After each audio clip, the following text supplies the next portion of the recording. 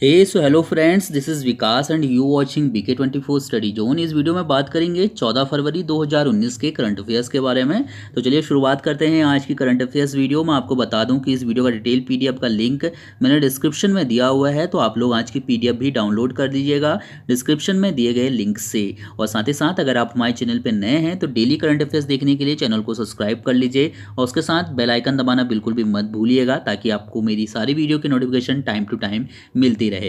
रोज रात में 12 बजे मैं करंट अफेयर्स की वीडियो अपलोड कर देता हूं। अगर आपको वीडियो पसंद आती है तो लाइक करना बिल्कुल भी मत भूलिएगा। तो चलिए शुरुआत करते हैं। पहला क्वेश्चन लेते हैं अपना। हमारा पहला क्वेश्चन है कि 13 फरवरी को निम्न में से कौन सा दिवस मनाया जाता है। 13 फरवरी को कौन सा दिवस मनाया जाता है, ये हमको यहाँ पर बताना है। सही आंसर है ऑप्शन ए वाला, यानी कि विश्व रेडियो दिवस। 13 फरवरी को विश्व रेडियो दिवस मनाया जाता है। काफ़ी इंपॉर्टेंट क्वेश्चन है और साथ ही साथ यहाँ से याद रखिएगा कि इस वर्ष के लिए इसका विषय क्या था। तो इस वर्ष के लिए इसका विषय था संवाद, सहिष्णुता और शांति प्रसारण। ठीक है, इस दिवस की घोषणा यूनेस्को द्वारा की गई थी। रेडियो को जो है सूचना और मनोरंजन का एक बेहतरीन मंच माना था यूनेस्को ने। और 3 नवंबर 2011 को इसी के संरक्षण के लिए, रेडियो के संरक्षण के लिए, रेडियो के महत्व को बताने के लिए हर साल 13 फरवरी का दिन फिक्स किया गया था विश्व रेडियो दिवस के लिए। ठीक है, तो 2012 से हर साल 13 फरवरी को विश्व रेडियो दिवस मनाते हैं हम। तो बस यहाँ से इतनी चीज़ यहाँ से ध्यान रखिएगा। क्वेश्चन नंबर 2 है, अर्ली एड एशिया 2019 के 2 दिवसीय सम्मेलन का आयोजन कहाँ किया गया। सही आंसर ऑप्शन सी वाला है, यानी कि जयपुर में। अर्ली एड एशिया 2019 का आयोजन किया गया जयपुर में। तो ये चीज़ आपको ध्यान होना चाहिए। 12 और 13 फरवरी को इसका आयोजन किया गया था। और साथ ही साथ प्रारंभिक बाल्य अवस्था पर यह एशिया का सबसे बड़ा सम्मेलन था। ये भी हमें यहाँ से ध्यान होना चाहिए। ओके, तो ये चीज़ यहाँ से याद रखिएगा। इसके अलावा एक इंपॉर्टेंट पॉइंट है, वो क्या है, इसकी थीम क्या थी अगर आपसे पूछा जाता है तो इसकी थीम थी अवर चिल्ड्रेन अवर फ्यूचर। तो यहाँ से ये चीज़ आपको ध्यान होनी चाहिए। बचपन से संबंधित जो विभिन्न मुद्दे हैं उसको लेके इस सम्मेलन में बात की गई थी। चलिए क्वेश्चन नंबर 3 है कि 13 फरवरी को 5वें बांध सुरक्षा सम्मेलन का आयोजन कहाँ किया गया। इसका सही आंसर है ऑप्शन सी वाला, यानी कि भुवनेश्वर में।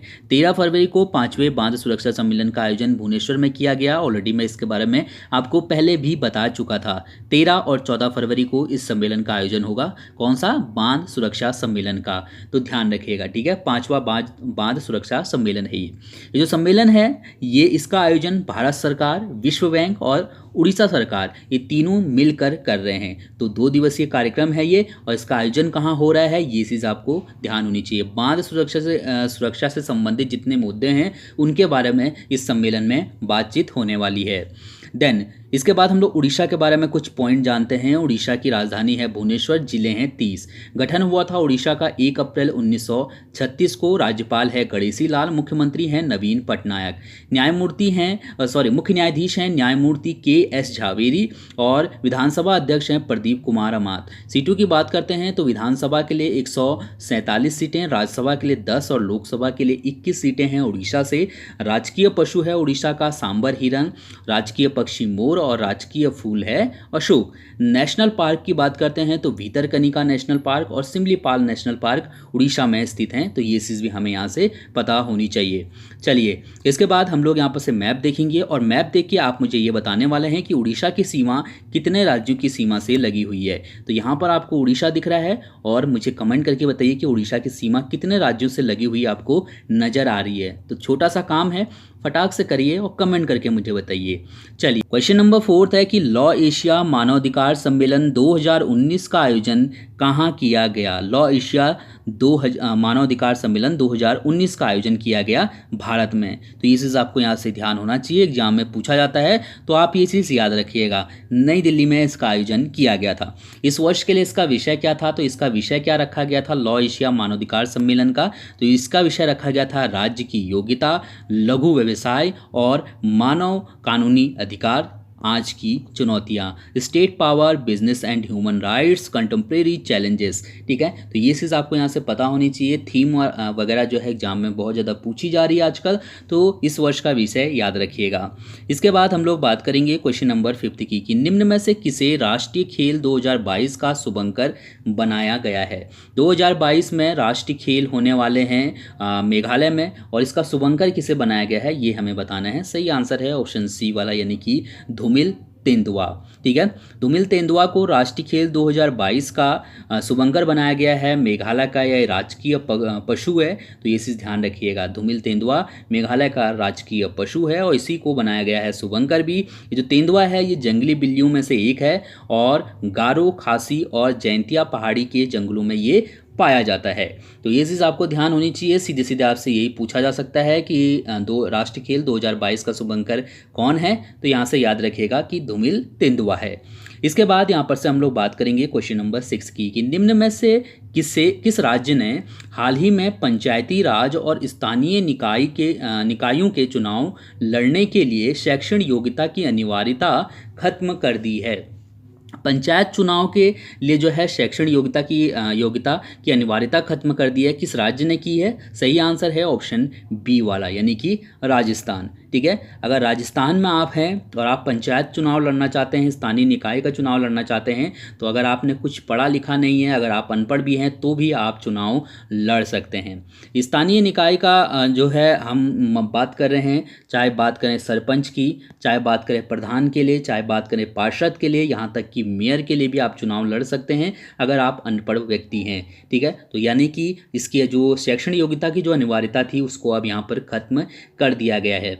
इससे पूर्व जिला परिषद या पंचायत चुनाव में भाग लेने के लिए न्यूनतम योग्यता 10वीं उत्तीर्ण और सरपंच का चुनाव लड़ने के लिए 8वीं उत्तीर्ण होना अनिवार्य था। ये सामान्य वर्ग के लिए है और अनुसूचित जाति, अनुसूचित जनजाति के लिए और भी कम था। तो अब इसको भी खत्म कर दिया गया है। अब कोई भी व्यक्ति अगर अनपढ़ होगा तो वो भी सरपंच, प्रधान, पार्षद या मेयर बन सकता है। ठीक है, तो ये चीज़ यहाँ से याद रखिएगा। राजस्थान में चुनाव लड़ने हेतु न्यूनतम शैक्षणिक योग्यता की जो सीमा रखी गई थी वो वसुंधरा राजे सिंधिया की सरकार ने रखी थी 2015 में। ओके, तो अब इसी जो ये नियम बनाया था, जो ये वसुंधरा राजे सिंधिया ने जो ये नियम लागू किया था, अब इसको यहाँ पर समाप्त कर दिया गया है। इसके बाद हम लोग बात करेंगे राजस्थान के बारे में कुछ पॉइंट। राजस्थान की राजधानी है जयपुर, राज्यपाल है कल्याण सिंह, वर्तमान में मुख्यमंत्री हैं अशोक गहलोत, मुख्य न्यायाधीश हैं न्यायमूर्ति प्रदीप नंद्राजोग, विधानसभा के लिए सीटें हैं 200, राज्यसभा के लिए 10 और लोकसभा के लिए हैं 25 सीटें।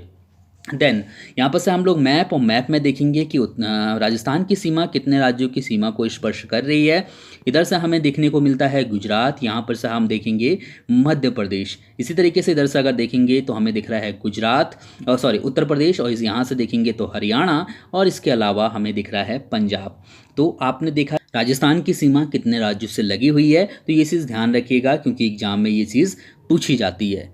चलिए, इसके बाद हम लोग बात करेंगे क्वेश्चन नंबर 7 की कि हाल ही में भारत के किस पुरुष खिलाड़ी को ATP रैंकिंग में टॉप 100 में शामिल किया गया है। तो टॉप 100 में शामिल हुए हैं प्रजनेश गुणेश्वरन। ठीक है, टॉप 100 में शामिल होने वाले ये तीसरे भारतीय खिलाड़ी हैं जिनको कि ATP रैंकिंग में शीर्ष 100 में शामिल किया गया हो। ठीक है, 97वां स्थान इनको मिला है, तो ये चीज़ आपको पता होना चाहिए। इससे पहले ATP रैंकिंग में सोमदेव देववर्मन और यूकी भांवरी, इन दोनों को ही जो है टॉप 100 में शामिल किया गया था। ठीक है, और इसके बाद प्रजनेश गुणेश्वरन तीसरे व्यक्ति हैं जिनको कि ATP रैंकिंग में टॉप 100 में शामिल किया गया हो।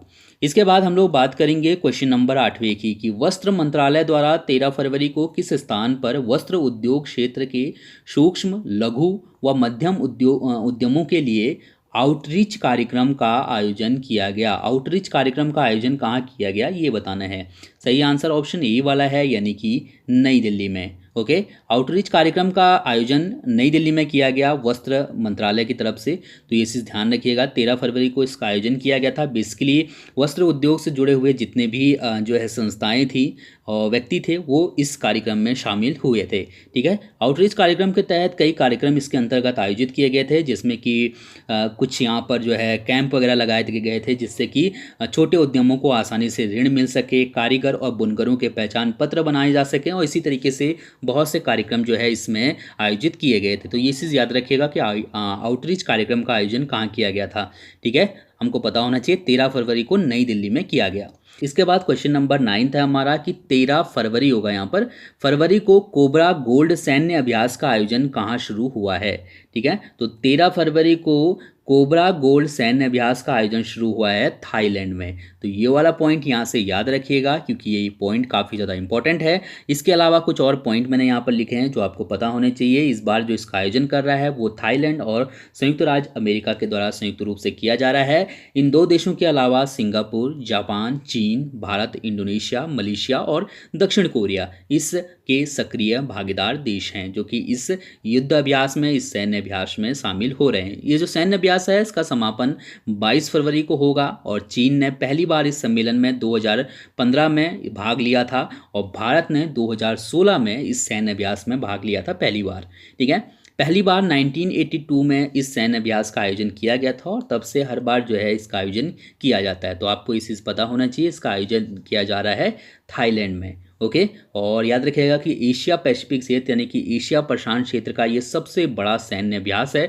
कई देशों के सैनिक जो है इस अभ्यास में, इस युद्धाभ्यास में भाग लेते हैं। क्वेश्चन नंबर 10वां है कि 13 फरवरी को launch let's talk on air नामक पुस्तक के लेखक कौन हैं। तो 13 फरवरी को launch let's talk on air नामक पुस्तक के लेखक हैं राकेश आनंद बख्शी।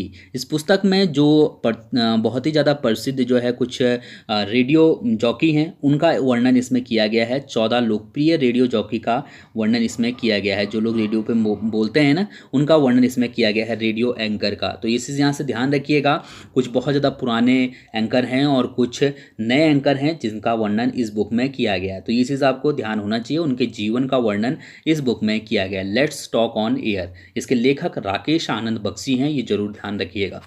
इसके बाद बात करते हैं क्वेश्चन नंबर 11वें की। सूचना एवं प्रसारण मंत्रालय द्वारा 13 फरवरी को किस स्थान पर मीडिया यूनिटों का पहला वार्षिक सम्मेलन आयोजित किया गया। सही आंसर ऑप्शन सी वाला है, यानी कि नई दिल्ली में। नई दिल्ली में 13 फरवरी को मीडिया से संबंधित जितने भी जो है काम करने वाली संस्थाएं हैं उनका जो है एक सम्मेलन, वार्षिक सम्मेलन आयोजित किया गया था। पहला वार्षिक सम्मेलन था ये, तो ध्यान रखिएगा। और जितने भी मीडिया समूह हैं वो इसमें शामिल हुए थे। इसका जो आयोजन है वो सूचना एवं प्रसारण मंत्रालय की तरफ से किया गया था। और सूचना एवं प्रसारण मंत्री कौन है? राज्यवर्धन सिंह राठौर। तो ये चीज़ भी ध्यान रखिएगा। इसके बाद बात करते हैं क्वेश्चन नंबर 12वें की कि 13 फरवरी को क्रेडाई यूथकॉन 2019 का आयोजन कहाँ शुरू हुआ। क्रेडाई यूथकॉन 2019 का आयोजन कहाँ शुरू हुआ, ये हमें बताना है। सही आंसर क्या हो जाएगा? ऑप्शन ए वाला, यानी कि नई दिल्ली में। 13 फरवरी को क्रेडाई यूथकॉन 2019 का आयोजन नई दिल्ली में किया गया। बेसिकली 2 दिन ये जो है कार्यक्रम चलेगा, 13 और 14 फरवरी। तो ये चीज़ आपको पता होना चाहिए। देश भर के 3000 से ज़्यादा जो है रियल इस्टेट क्षेत्र के डेवलपर्स जो है इसमें शामिल हैं। क्रेडाई बेसिकली क्या चीज़ है, तो जितने भी जो रियल इस्टेट समूह हैं उनका जो है एक समूह है ये। जितने भी मान्यता प्राप्त रियल इस्टेट डेवलपर्स हैं उनका समूह है, उनका जो है सबसे बड़ा समूह है ये क्रेडाई। ठीक है, तो ये चीज़ यहाँ से ध्यान रखिएगा। इस यूथकॉन का विषय क्या रखा गया था? तो इस यूथकॉन का विषय रखा गया था आने वाली पीढ़ी, यानी कि नेक्स्ट जनरेशन। ठीक है, तो नेक्स्ट जनरेशन इस यूथकॉन का विषय था। इस वर्ष के लिए इसकी थीम थी। ठीक है, इसके बाद बात करते हैं कल के कुछ क्वेश्चन की जो मैंने आपसे पूछे थे। पहला क्वेश्चन था कि निम्न में से किसे राजस्थान रॉयल्स का ब्रांड एम्बेसडर बनाया गया है। राजस्थान रॉयल्स का ब्रांड एम्बेसडर किसे बनाया गया है, ये आपको बताना था। सही आंसर शेन वॉर्न है, यानी कि ऑप्शन सी वाला। क्वेश्चन नंबर 2 मैंने आपसे पूछा था कि हाल ही में भारत ने हेलीकॉप्टर से दागे जाने वाली किस मिसाइल का सफल परीक्षण किया। सही आंसर ऑप्शन बी वाला था इसका, हेलिना बिल्कुल सही आंसर है। क्वेश्चन नंबर 3 मैंने आपसे पूछा था कि 1 फरवरी को केंद्र सरकार द्वारा गायों के लिए किस आयोग की स्थापना की घोषणा की गई है? सही आंसर राष्ट्रीय कामधेनु आयोग था, यानी कि ऑप्शन बी वाला भी इसका सही है। अब आपके लिए आज से कुछ प्रश्न हैं जिनके आंसर आपको कमेंट करके देने हैं। पहला क्वेश्चन है कि भूदान आंदोलन का प्रारंभ सर्वप्रथम किस राज्य में हुआ था? आपको बताना है कि भूदान आंदोलन का प्रारंभ सर्वप्रथम किस राज्य में हुआ था। जो भी सही लगे कमेंट करके मुझे बताइएगा। सेकंड क्वेश्चन आपके लिए है कि भारत में फूट डालो और राज करो की नीति किसके द्वारा अपनाई गई थी? फूट डालो और राज करो की नीति भारत में किसने अपनाई थी? क्वेश्चन नंबर थर्ड आपके लिए है कि निम्न में से कौन MRF चैलेंज का खिताब जीतने वाली पहली महिला ड्राइवर बन गई हैं? तो ये भी आप कमेंट करके मुझे बताइए और साथ ही साथ मुझे बताइए कि आपको वीडियो कैसी लगी। मैंने एक नया ब्लॉग चैनल शुरू किया है, अगर आप ब्लॉगिंग देखने के शौकीन हैं तो चैनल को सब्सक्राइब कर सकते हैं। उसका लिंक मैंने डिस्क्रिप्शन में दिया हुआ है, तो जाइए और कमेंट करिए वीडियो पे कि आपको वीडियो पसंद आई कि नहीं आई। Thank you so much.